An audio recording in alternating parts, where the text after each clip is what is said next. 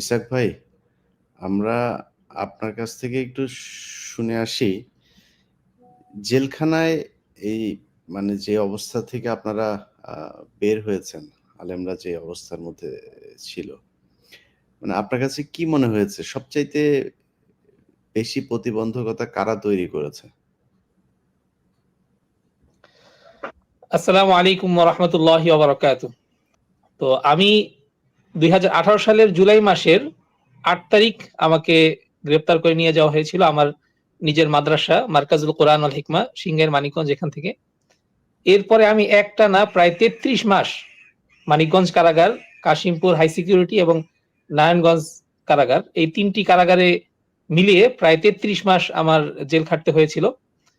তো এই বিস্তারিত বলতে গেলে অনেক লম্বা সময় লেগে যাবে। তো ইলিয়াস ভাই যেটি জিজ্ঞাসা করেছেন, তো আমার এই ৩৩ মাসের সময়টিতে আমি দেখেছি যে সেই আওয়ামী লীগের সেই সময়টিতে বিগত ১৫ বছর যেই ফ্যাসিবাদী শক্তি ক্ষমতায় ছিল, এই সরকার এবং রাষ্ট্রের বিভিন্ন মাফিয়া, যেমন মিডিয়া মাফিয়া, মিডিয়ার মাধ্যমে কিছু ন্যারেটিভ তৈরি করা হতো, এর সাথে সম্পৃক্ত হতো কিছু দুর্নীতিবাজ সরকারি কর্মকর্তা এবং তাদের সাথে জেলখানার জেলার সুপার এবং বিভিন্ন গোয়েন্দা সংস্থা এবং আদালতের বিভিন্ন পর্যায়ের লোকজন, অর্থাৎ এই রাষ্ট্রযন্ত্রের প্রত্যেকটা রন্ধ্রে রন্ধ্রেই এমন একটা সিস্টেম চালু করা হয়েছিল পারস্পরিক যোগ সাজসে, যে এখানে একজন ব্যক্তি যদি মাজলুম হয় এবং তার যদি আত্মীয় স্বজন খুব বড় লেভেলের কেউ প্রভাবশালী না থাকে এবং তার যদি পর্যাপ্ত পরিমাণে অঢেল টাকা পয়সা না থাকে, তাহলে তার জীবনটা একেবারে মানে অমানবিক হয়ে যায়। বিশেষ করে যাকেই একটা জঙ্গি সন্ত্রাস বিরোধী আইনের যে মামলা, এই একটা মামলা কাউকে দেয়া হলে এমনকি কোনো আদালতে এই মামলা লড়ার জন্য একজন আইনজীবী পর্যন্ত রাজি হয় না, এমন একটা কঠিন পরিস্থিতির মধ্যে দিয়ে আমরা পার করেছি। তো এর পরবর্তীতে এই মামলাগুলো অনেক কষ্ট করার পর, আমার মামলাটাই যদি আমি বলি, আমি গ্রেপ্তার হওয়ার পরে প্রায় ১২ মাস পরে ১ বছর ম্যাজিস্ট্রেট কোর্ট, জজ কোর্টে অসংখ্যবার জামিন চাওয়া হয়েছে, নামঞ্জুর হয়েছে, হয়নি। ১ বছর পরে হাইকোর্টে কয়েকবার আবেদন করার পরে আমার জামিন মঞ্জুর হয়। তো এই হাইকোর্টে জামিন মঞ্জুর হওয়ার পরে যখন আমার এই জামিনের কাগজ আমার মানিকগঞ্জ কারাগারে আসে, তো এর ওই সময় আমাকে বলা হলো যে ছাড়া হবে, জেল গেটে নিয়ে যাওয়া হলো। কিন্তু যখনই আমার দেখলো যে এটা সন্ত্রাস বিরোধী মামলা, তখনই আবার আমাকে ফিরিয়ে দেওয়া হলো এবং বলা হলো যে এই কাগজটা আবার যাচাই করতে হবে, অথচ সবকিছু ঠিক ছিল। তো এইভাবে ৩ দিন পর্যন্ত সেখানে তারা সম্ভবত উপরে ফোন দিয়েছে সেই গোয়েন্দা সংস্থাদেরকে, তারা নাকি ছাড়তে মানা করেছে। কিন্তু একটা আদালতের কাগজ আসার পরেও, নাম ঠিকানা সব ঠিক থাকার পরেও সর্বোচ্চ ২৪ ঘন্টা তারা এটা যাচাই করার জন্য রাখতে পারে। কিন্তু সেখানে দেখা গেল যে ৩ দিন পর্যন্ত আমাকে আটকে রাখা হয়েছে, আমাকে ছাড়া হয়নি। ৩ দিন পরে আমাকে জানানো হলো যে এটা হাইকোর্ট থেকে এই মামলাটায় স্টে আদেশ এসেছে। যেমন কিছুদিন আগে যে মাওলানা মহিবুল্লাহ সাহেব, ওনার জন্য আমরা যেই আন্দোলন করেছিলাম কাশিমপুরে, যে একই অবস্থা, যে একটা মামলা একজন নিরপরাধ মানুষ ১ বছর জেল খাটার পরেও, ২ বছর জেল খাটার পরেও জামিন হলেই তখন জেল গেট থেকে কিছু মামলা তো হাইকোর্টে বা উচ্চ আদালতের যেখানে গোয়েন্দা সংস্থার লোকজন থাকেন বা সরকারি কর্মকর্তা, তারা জানান যে এই মামলাটা জামিন হয়েছে, স্টে আবেদন করেন তারা। আবার কিছু ক্ষেত্রে দেখা যায় যে তারা প্রথমে এটা স্টে আবেদন করেন না। যেমন মহিবুল্লাহ সাহেবটাও হয়েছে, ওনার মামলা জামিন হয়েছে সম্ভবত ১৬ তারিখ জানুয়ারি মাসে, কিন্তু উনি ৩১ তারিখ শুক্রবার যখন ওনার জেল গেটে ওনার জামিননামা গেল, এরপরে জেল গেট থেকে হাইকোর্টে তাদেরকে মানে গোয়েন্দা সংস্থাকে বলা হলো, তারপরে তারা আরো ২-৩ দিন পরে তারা জামিন স্টে করার জন্য সেখানে প্রস্তুতি নেওয়া শুরু করলো। এটা একটা সংবিধানের দেশ, একটা আইন কানুনের দেশে এই ধরনের বেআইনি এবং সংবিধান বিরোধী কার্যক্রম কিভাবে হতে পারে, এটা আমাদের জন্য একটা আশ্চর্যজনক বিষয়। সবচাইতে আশ্চর্যজনক হচ্ছে যে বিগত ১৫ বছরের ফ্যাসিবাদী সময়ে এই যে আলেম ওলামাদের সাথে বা ইসলামী জনগণের সাথে যাদের দাড়ি টুপি আছে বা যাদের কয়েকটা বই পুস্তক পাওয়া গেছে বা কোনো মাদ্রাসা মসজিদ থেকে যাদেরকে ধরে আনা হয়েছে, তাদের জন্য এই বিগত ১৫ বছর যে ধরনের বৈষম্য করা হয়েছিল জামিনের ক্ষেত্রে, জামিনের পরে মুক্তির ক্ষেত্রে, আবার ক্লিয়ারেন্স নামক একটা নতুন একটা ঝামেলা, যে আদালত, আমরা জানি বাংলাদেশের সবগুলো কারাগার এটা কোর্টের আদেশ মেনে চলতে বাধ্য।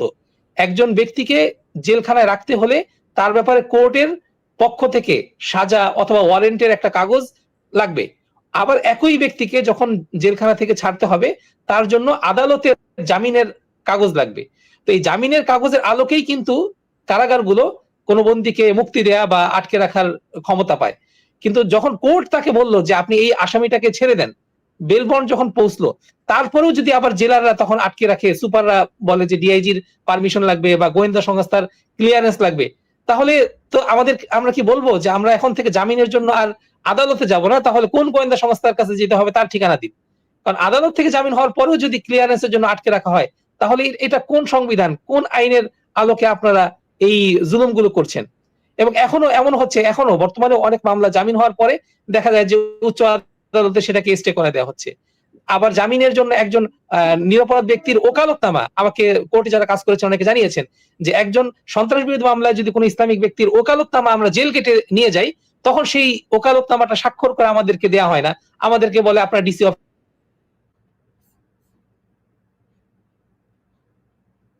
অফিসে যান, আমাদেরকে বলা হয় আপনার অমুক জায়গায় যান, সেটার জন্য একদিন পর্যন্ত বসিয়ে রাখা হয়।